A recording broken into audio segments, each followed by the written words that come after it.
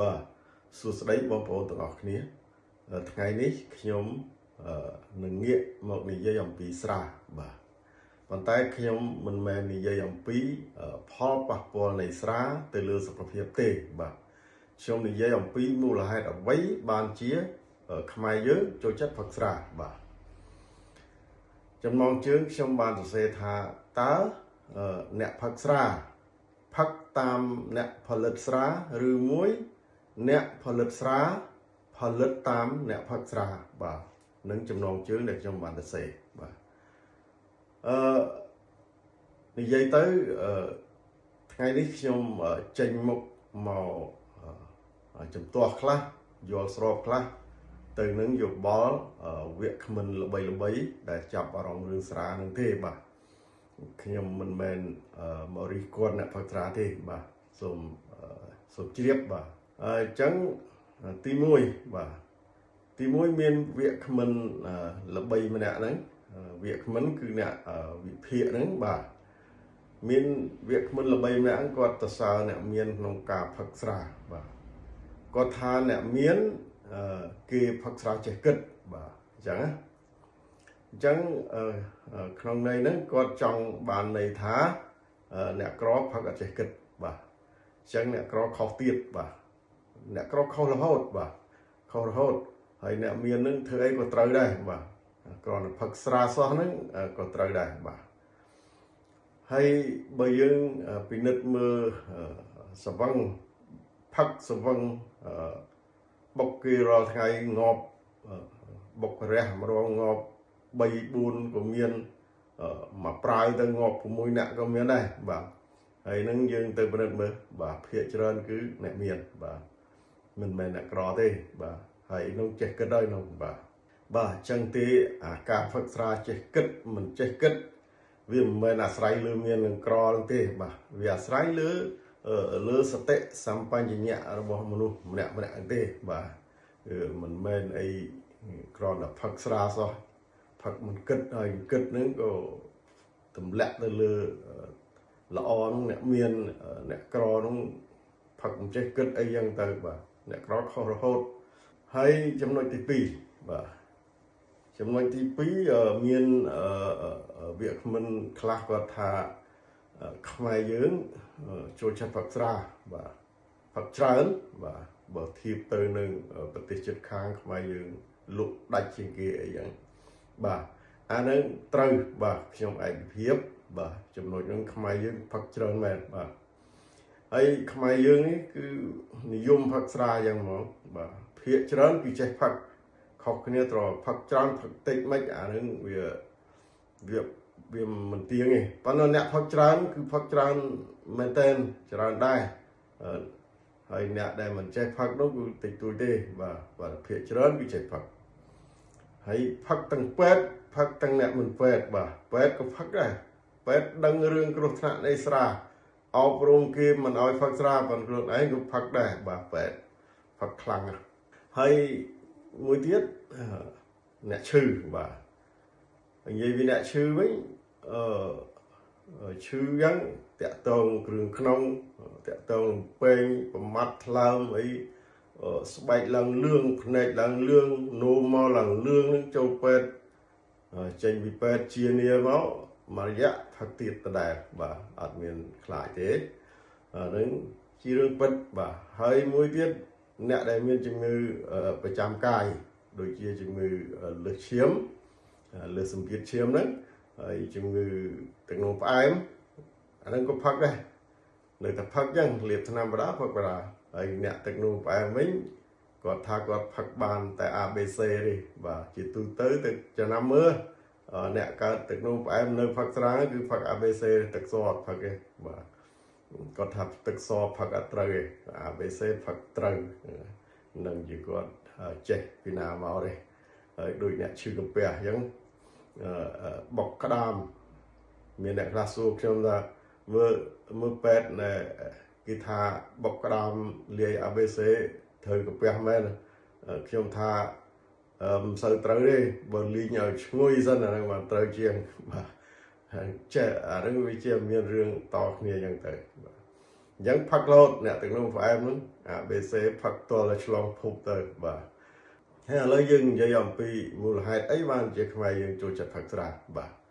nên cho nên tí pi nên vì miền mùa hai bảo vệ dân việc mình khác có tha ban đào mau pi cái sọp sai về cái cam bà ấy trong tha được luôn ấy bà ở miền đại từ xưa nè phật vào đây xưa tha nè phật là sao cái sai về cái cam về cũng phật trong luôn ấy ở đại xưa vào đây từ tha luôn ấy son tha được luôn ấy bầm hiền xưa nè đã tế xưa việc mình xưa tài sạch và cả luôn ấy đúng tới đôi chỉ côn ôn ấy khui và cả đấy đúng tới để những ai xưa bán xưa mưa tha phụ ấy phật ra nó phật đời xa khơi nghiệp dài này cám rồi trong phật luôn ấy xưa tất đăng này bà rồi đời dương ở tầng đại xưa phóng rồi chơi tầm mà tha sman như tới bà tam bất trong vô tham mê đi phạt giải bên chỉ cam mình chỉ cả tệ tiền mình lời tập phật đi kỳ còn sập sai đăng là cái miềnផលិតផលនឹងtaប៉ុន្តែរឿងចង់ផឹកមនុស្សផឹកខ្លួនឯងបាទហើយអ្នកខ្លះទៀតថាមកពីដាក់រង្វាន់បាទរឿងដាក់រង្វាន់ហ្នឹងវាជារឿងមួយហើយបាទមនុស្សចូលចិត្តផឹកហើយងាកពីអត់រង្វាន់មកផឹកអារង្វាន់ព្រោះវាចំណាយតិចតូចបំផុតក៏ទិញមួយកេះត្រូវកន្លះកេះវិញយើងឃើញថាចំណាយតិចហើយផឹកបានច្រើនបាទតែតាមពិតវាគ្មានទៅតាក់ទាញអីទេឥឡូវអត់ដាក់រង្វាន់មើលនៅតែផឹកចឹងបាទហើយវាខ្លួនខ្លាំងចង់ទៅសនុពអ្នកផលិតស្រាហ្នឹងឲ្យបន្ថយការផលិតទៅមិនរួចទេបាទគ្មានផ្លូវទេបាទស្រុកខ្មែរហ្នឹងឈប់លក់ប៊ីយ៉ាក៏នៅផឹកស្រាសដែរបាទហើយមួយទៀតមានវាខ្លួនខ្លះគាត់ថារឿងផឹកស្រានេះជាកត្តាមួយបណ្ដាលមកពីសង្គមបាទអានឹងខ្ញុំឯកភាព 100% បាទកត្តាសង្គមហ្នឹងបាទមិនបានខ្ញុំឯកភាពយើងមើលទៅបាទក្មេងកើតឡើងមកអត់ដឹងអីសោះនៅពេលដឹងក្តីឃើញឪពុកផឹកស្រាឃើញម្ដាយផឹកស្រាឃើញមនុស្សចាស់ជុំវិញខ្លួនផឹកស្រាអ្នកដែលនៅជុំវិញខ្លួនផឹកស្រាទាំងអស់អញ្ចឹងអាយុចាប់ពីជាង10ឆ្នាំឡើងទៅចាប់ដើមសាកបងបាទសាកបងទៅក៏ចេះផឹកទៅផឹកតគ្នាទៅឪពុកក៏អត់ហាមដែរបាទចាស់ទុំក៏អត់ហាមដែរបើហាមគាត់កុំឲ្យផឹកច្រើននេះបាទបើហាមមិនឲ្យផឹកស្រាមកអត់មានទេបាទប៉ុន្តែក៏មានក្មេងខ្លះដែរវាអត់យកគំរូតាមមនុស្សចាស់ទេប៉ុន្តែភាគតិចបំផុតបាទភាគតិចបំផុតហើយផឹកបាទហើយចេះតែផឹកទៅជាប្រពៃណីទៅបាទអានឹងត្រូវហើយកត្តាសង្គមវាអញ្ចឹងវាផឹកតគ្នាអញ្ចឹងហើយម្យ៉ាងទៀតគ្រប់កម្មវិធីទាំងអស់យើងប្រើស្រាទាំងអស់បាទ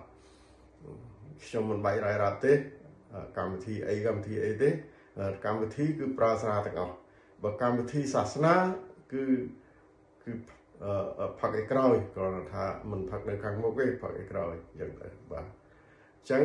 អានឹងជាប្រពៃណីបាទជាប្រពៃណីហើយដែលធ្វើឲ្យយើងផឹកតគ្នានឹងហើយយើងមើលទៅ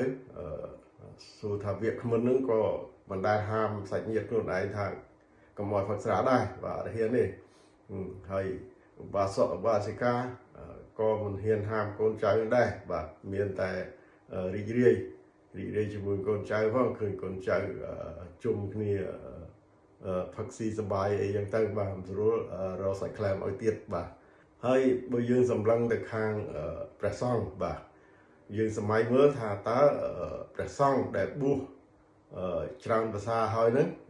10ភាសាក្តី5ក្តីលើសពីនឹងទៀតហើយសឹកមកវិញតើប្រមាណភាគរយដែលអត់ផឹកស្រាបាទសម័យមើលបាទអញ្ចឹងអាហ្នឹងវាជាលក្ខណៈប្រពៃណី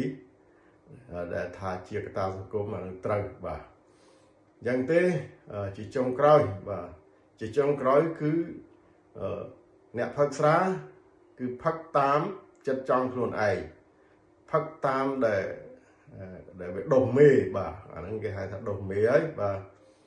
យើងបើថាញៀនវាខ្លាំងពេកយើងត្រឹមថាដុសមេចុះ ยังข้ามมันบ้านบ่าใจแต่จังว่าโดยซาแต่พักตามเนี่ยต่อเนี่ยมาอยู่ๆtới thời đồn mê và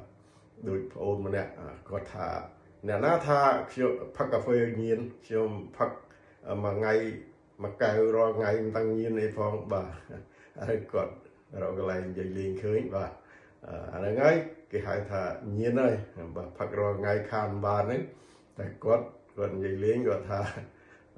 nè ná thaพักkhuya nhiên chiềuพักrồi ngày tăng khơi nhiên phong bà hay